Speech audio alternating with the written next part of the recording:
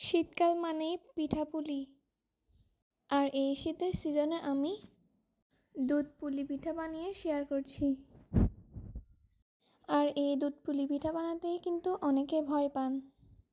যখন এটি দুধে দেওয়া হয় ফেটে যায়, না হলে শক্ত হয়ে যায় এবং বানানোর পর এটি নরম থাকে না। আর কিছু সিক্রেট রেসিপি শেয়ার করে আমি দুধ পুলি পিঠা বানিয়ে দেখাচ্ছি। পিঠার ভিতরের পুরের জন্য আমি কিছু নারকেল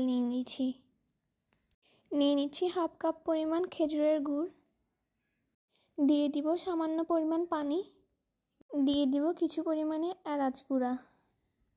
এখন লবণ দিয়ে জাল দিয়ে একদম ঘন করে নিব। ঘন হয়ে আসলে তারপর এটি নামিয়ে ফেলব। এখন পিঠার খামির জন্য 1 কাপ পরিমাণ পানি, দিয়ে দিব 1 টেবিল চামচ লবণ,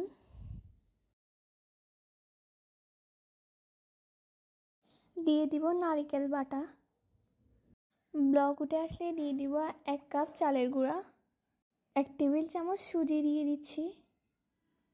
নারকেল বাটা এবং সুজি দেওয়ার কারণে এই চালের গুঁড়াটা অনেকক্ষণ পর্যন্ত নরম থাকবে আর পিঠাটা ভেঙে এবং ফেটে যাবে না। পানির সাথে চালের গুঁড়াটা ভালোভাবে মিশিয়ে ঢাকনা দিয়ে ঢেকে আমি 5 মিনিটের মতো রেখে দিয়েছিলাম এবং হাত দিয়ে এটিকে ভালোভাবে মথে নিতে হবে।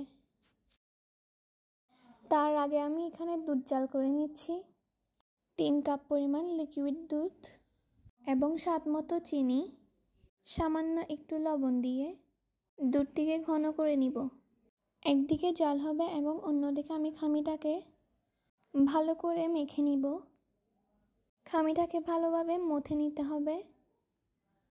ভালো করে মথে নিলে পিঠার গাটি ফেটে যাবে না। এখন খামিটাকে আমি টুকরো টুকরো করে ভাগ করে নিচ্ছি। এখন আমি নারকেলের পুরগুলোকে ভালোভাবে ছোট ছোট করে ভাগ করে নিচ্ছি। এখন পুলিগুলো আমি হালকা করে বেলে এখন এগুলোকে ঘুরিয়ে ঘুরিয়ে একটি বাটির মতো শেপ করে নিচ্ছি। এখন আমি চালের গুঁড়ার সাথে একটু ভালোভাবে মাখিয়ে নিচ্ছি।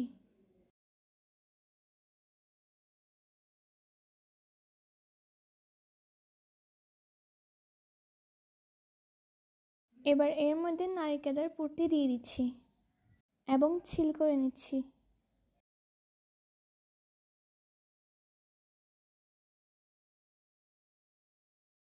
এবং হাতের সাহায্যে ডিজাইন করে নিচ্ছি। যদি আপনাদের খামিটি লেগে থাকে, চালের গুঁড়ার সাথে ভালোভাবে মেখে খুব ইজিলি ডিজাইনগুলো দিতে পারবেন। সব পিঠা আমি একই ডিজাইন করে বানিয়ে নিয়েছি। আর অন্যদিকে দুধও জাল করা নেওয়া হয়ে গিয়েছে এবং এর মধ্যে দিয়ে দিব সামান্য পরিমাণ এলাচির গুঁড়ো এবং দিয়ে দিব পাউডার দুধ। এবং দুধে ব্লক উঠে আসলে একটি একটি করে পিঠাগুলো দিয়ে চুলার আঁচ মিডিয়াম রেখে আমি 10 মিনিটের মতো জাল করে নিব। এখন আমি ঢাকনা দিয়ে ঢেকে দিব। জাল দেওয়ার সময় কিন্তু নাড়াচাড়া করা যাবে না। চাইলে আপনারা হাতলটা ঘুরিয়ে হালকা একটু নাড়াচাড়া দিতে পারবেন। 10 মিনিট পর পিঠার শিরাটা কিন্তু আরও ঘন হয়ে আসবে। এই পর্যায়ে আমি পিঠাগুলোকে নামিয়ে নিব। পিঠা নামিয়ে ঠান্ডা করে নিয়েছি। পরে দুধ পুলি পিঠা খেতে কিন্তু খুব বেশি টেস্ট হয়ে থাকে। এবং আমি যে প্রসেসে পিঠার খামিটি বানিয়েছি সেম প্রসেসে আপনারা ঘরে বানাবেন। এর ফলে পিঠা শক্ত হবে না এবং ফেটেও যাবে না। আশা করছি পুরো রেসিপিটি ভালো লেগেছে। ভালো লাগলে অবশ্যই শেয়ার করে দিবেন। আসসালামু আলাইকুম।